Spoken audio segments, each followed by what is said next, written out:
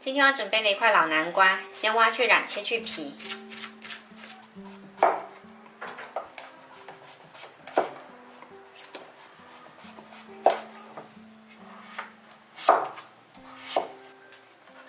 再把它切成片，然后上锅蒸熟。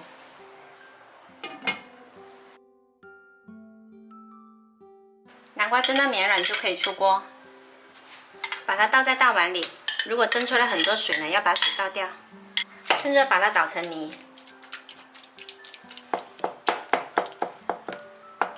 加入糯米粉，先用筷子拌匀，再下手揉成团。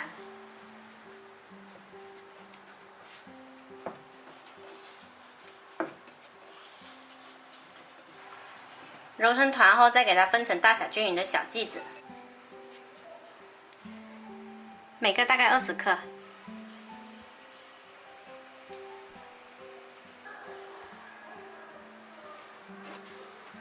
然后我们再来准备一些炒熟的花生碎、黑白芝麻，还有细砂糖，拌匀放着备用。锅里水开，把搓好的丸子放进来，煮到浮起来。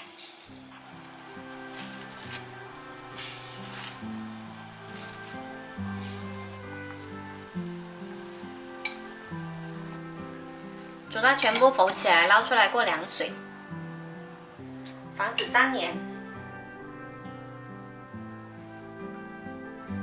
再来重新起锅，加入半碗清水，半碗红糖，中小火熬到红糖变成糖浆。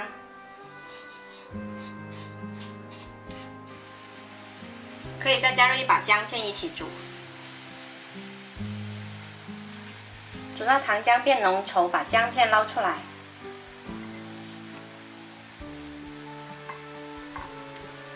再把糯米丸子放进来一起熬煮，调中小火慢慢熬煮，让糖浆完全包裹住糯米丸子。好啦，也不要收得太干。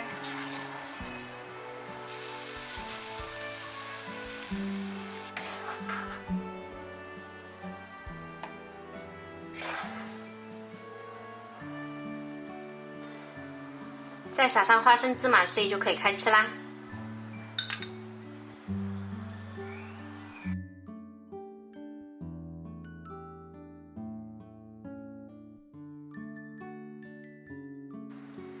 今天这款糖不甩呢，我加了南瓜在里面，吃起来香滑 Q 糯，营养丰富。喜欢的朋友可以收藏起来试一下。